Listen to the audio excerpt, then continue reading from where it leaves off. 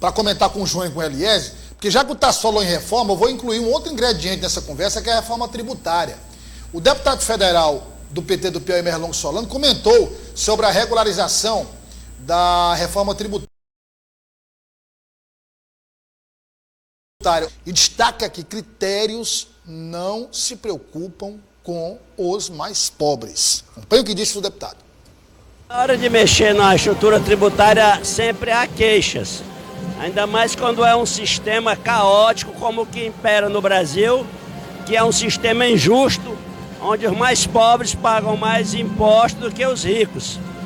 De modo que eu vejo essas críticas como resultado disso. Agora, o que nós fizemos e que vamos continuar fazendo é procurando um modelo de tributação que seja justo. Por exemplo,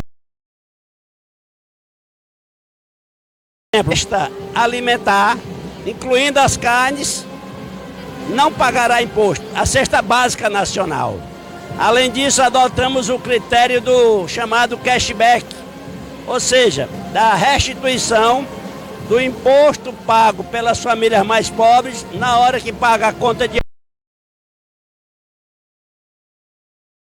e de esgoto. Então, através desses modelos aí, nós estamos implementando um sistema de justiça tributária no Brasil. Agora eu vou passar para o Eliezer. Você pega esse conjunto. Rapaz, você pega o somatório disso aí, você inclui o que o governador falou, essa injustiça com os estados que pagam suas dívidas, que têm capacidade de endividamento, que cumprem a legislação. Um outro aspecto, reforma tributária, que em vários quesitos penalizam os estados mais pobres, como ressaltou o deputado federal Merlong Solano. E você tem um outro aspecto, os royalties do petróleo, que beneficia Rio de Janeiro e Espírito Santo, que também não beneficia os estados mais pobres. Aliás, peraí, tenha paciência, aliás. Exatamente. Quer dizer, aí depois, quando o governador Rafael Fonteles... Com razão, Eliezer. É uma sequência de injustiças, de tratamento diferenciado. Realmente o governador precisa reagir com dureza. Se o Piauí não tem dívida, Douglas, sobre o primeiro ponto, se o Piauí não tem dívida, é porque se organizou, se planejou, foi cauteloso, houve um trabalho especializado nesse sentido, cauteloso, para que o Piauí realmente esteja entre os estados que não tem débito, não tem dívida com a União. Então, se quem deve tem algum benefício, quem não deve precisa ser lembrado também, reparado de alguma forma. Outra, reforma tributária. A reforma vem não para cobrar menos impostos, não para aplicar melhor esses impostos, seria o ideal. É o sonho do brasileiro pagar menos impostos e ter mais retorno.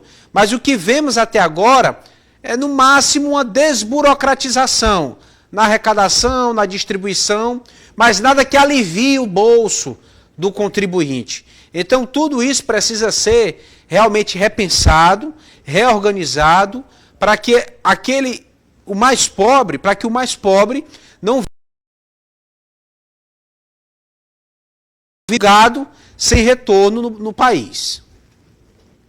Magalhães, e aqui nós falamos apenas de royalties, reforma tributária e a questão da dívida dos estados. A gente for realmente aprofundar nesse tema aqui, a gente vai encontrar uma lista maior do que a lista que o Tasso trouxe aqui dos parentes que vão ser candidatos a Zona Franca de Manaus e tantos outros exemplos que a gente tem aqui que penalizam os estados mais pobres. Você não pode tratar os desiguais de forma igual, isso é básico, né? É uma federação, né, Douglas? Todos os estados, todas as unidades devem sair ganhando. Quando tiver um acordo, você não pode tratar de forma desigual, principalmente priorizando aqueles estados mais ricos que já podem caminhar com as próprias pernas. Então, neste sentido, a reivindicação do governador Rafael Fonteles é muito interessante, na medida em que ele também representa, claro, os interesses daqueles estados que estão numa situação como a do Piauí, né? São mais de 20 estados que ou não têm dívida,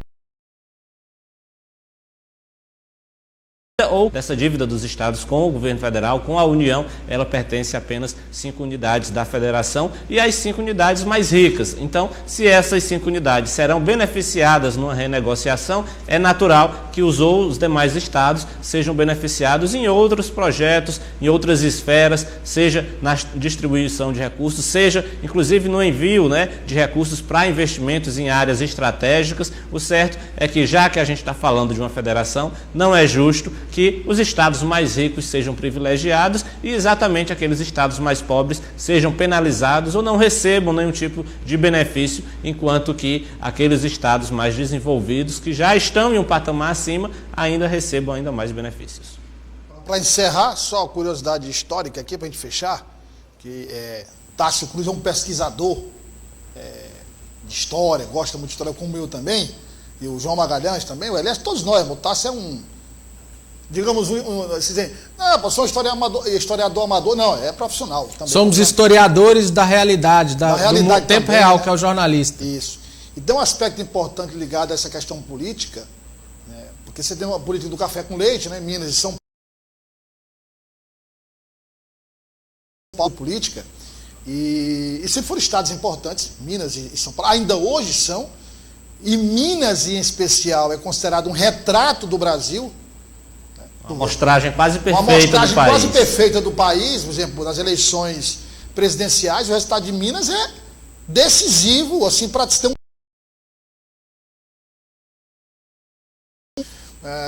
e Minas tem uma participação na sucessão presidencial, aí já falando do período republicano, não especificamente republicano, mas a transição do regime militar para a democracia, a eleição que foi feita no colégio eleitoral, que elegeu Tancredo Neves como presidente da República e José Sarney como vice. Muita gente às vezes pergunta o que é que ocorreu para que a morte de Tancredo Neves mobilizasse tanta gente. Primeiro porque foi era o primeiro presidente civil após anos de regime militar. Segundo, porque foi uma forma trágica, né? Um presidente que não assumiu, né? Representava ali esse rompimento com, embora fosse uma transição, mas um rompimento de fato com o regime militar. Terceiro,